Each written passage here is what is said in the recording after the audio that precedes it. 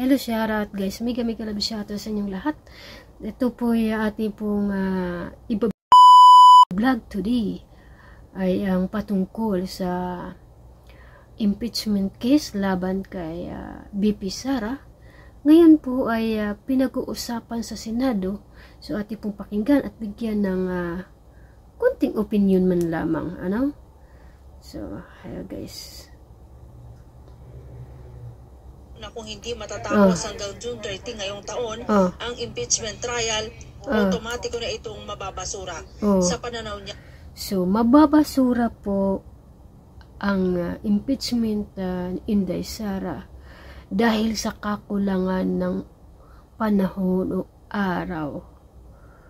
So, marami po sila nag-agrumento by senador kasi nandoon nasa nakakasalalay kasi sa kanilang mga kamay kung ito ba mai-impeach si Inday Sara.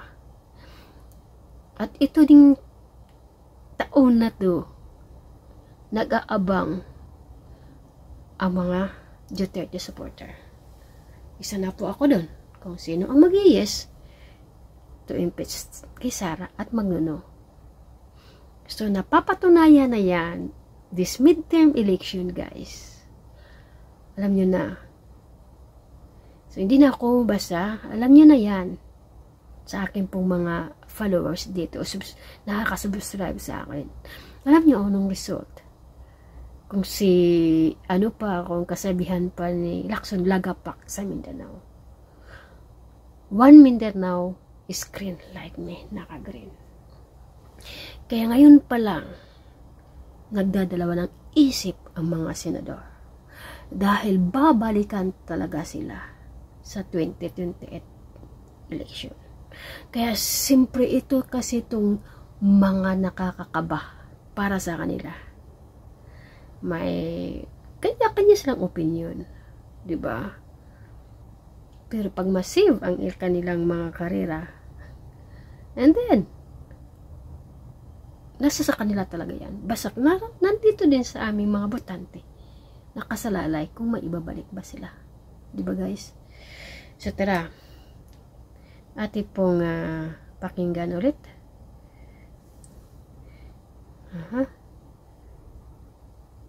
Hindi na ito pwedeng tumawid sa Congress. Hindi na daw pwedeng tumawid sa 20th Congress ayon sa batas yan. So dapat talaga 19th Congress ang proceed niyan at mag-trial niyan. Hindi siya pwedeng papunta sa 20th. Kung gusto na sila, pupunta sila ng Supreme Court, doon na pag-usapan. Sa ngayon, wala na silang time. So, wala. At saka guys, kahit sinabi ko na, kahit hindi pa sila magano, kasi bubutuhan yan ng mga senador. Diba sinabi ko na, bubutuhan kasi yan ng mga senador. Siyempre, ngayon pa lang, kanya-kanya na silang kambyo. Kanya-kanya silang opinion. Nagis mo doon? Nagis nyo? Nakita nyo? Kanya-kanya unless sa talagang mga makaliwa. Pero mayroon na nga nagpaparamdam. But yan po, wag tayong padala mga kababayan kung didisa, wag tayong magpapadala. Nagkukunwari lang yan. Sumakay lang yan sila dahil po sa atin, mga kadidisko. And then, ati pong pakinggan. Ulit. Wala ng constitutional authority kung pagbabatayan ang mga batas, ang may kapangyarihan na tumalakay sa isang impeachment case ay ang... Yun na nga, sabi, kakulangan nga ng oras. Kaya malabo pa sa sikat ng araw itong impeachment ni Inday Sara ay matutuloy. Pero naman para sa akin din, bilang sa kadis, gusto ko rin matuloy yan. Gusto ko talaga. Alam mo, para makita natin para din, sabi nga, ni Inday Sara, makikita ang the bloodbath. Ba't parang natatakot sila ganyang na word? Ano bang meron dyan? Hindi naman yung mga gats Inday Sara, no? Ang point doon, ano nga ba ang nasa kamay niya na hindi natin alam? Bakit confident yan? Nangatog yung mga gustong magpa-impeach sa kanya. Diba? Si Chis Escudero nga, ngiti-ngiti lang eh. Ang iba nang galayte na. But in fairness, Chis Escudero, alam mo yan, nagsisip ka lang talaga sa ano mo, sisip ka lang talaga sa karera mo. Dahil nakita ninyo kung paano minahan namin sa Tatay Digong at si Inday Sara. Alalaan nyo, mas mataas pa kaming mga ordinaryong Pilipino na ayaw naman ma-impeach si Inday Sara. 3 taon na lang naman. Diba? Kung talagang malakas kayo, hayaan mo siyang matapos ang kontrata. Matapos ang kanyang termino. I mean, diba? Sabi mo, malakas kayo eh. At ba't parang nangatog kayo dyan? Pagpatuloy natin. Ang Kongreso na nakatanggap ng impeachment complaint. Nangangahulugan ito na oras na matapos ang termino ng 19th Congress, mataterminate na rin ang anumang pending na agenda nito. Jurisdiction over impeachment. Ayan, sabi ko, mababasura nga. Dahil 11 mag-uumpisa, 30 ang ano nila. Ilang days lang yun? Ilang days lang? 19 days? Kaya ba yun? Ang iba pa dyan, mag-holiday pa yan. But anyway, let me see. Kailangan natin yung subaybayan, guys. Balik natin. Is exclusive to the Congress that receives the complaint.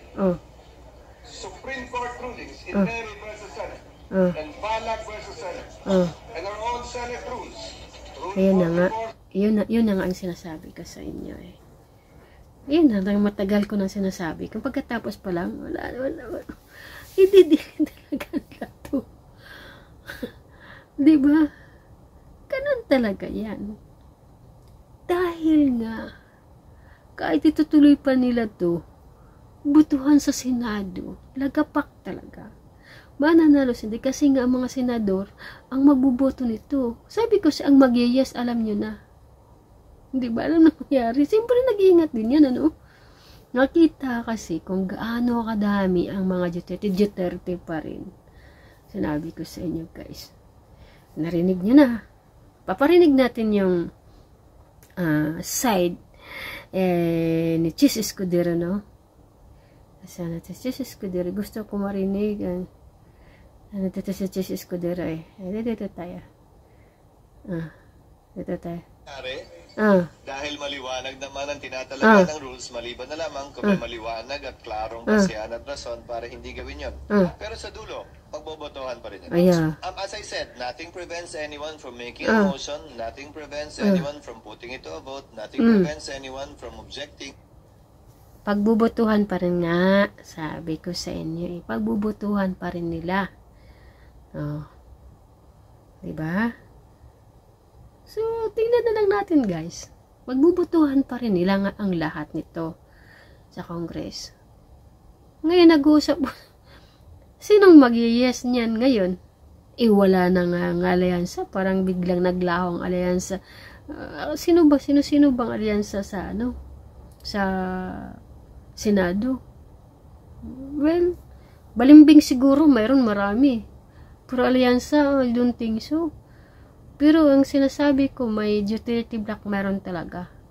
Sasabi ko dyan, si Bongo, si Bato, si Marcolita, si Amy, at si Camille. Yan na kasi yung nakaano na yan. Aside pa marami pa yan. Yan ang kasi yung sinasabing the Black Duterte. Marami pa yan sila. At least, ang Duterte, may Duterte Black sa Senado. Kaya, good luck na lang talaga, sabi ko sa inyo. Naliwanag na talaga eh. Maliwanag na kasi sa sikat pa ng araw.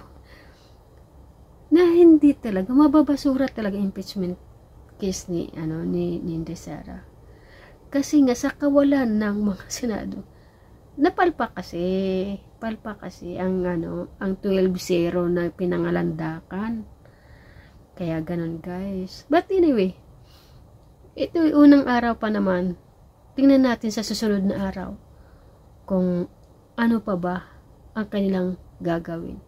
But as of now, ito muna ang ating pong paabot sa inyo na mukhang ipababasura na itong impeachment case. Kanya-kanya na to sila guys na pabidahan sa TV.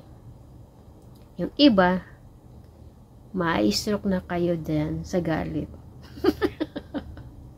Diba? Ba't ba? Ay, sige lang. Okay lang kay gulang kayo dyan. Basta titinan lang namin. We will watch it. Diba? Didis tayo eh. Didis pa rin. Thank you for watching guys.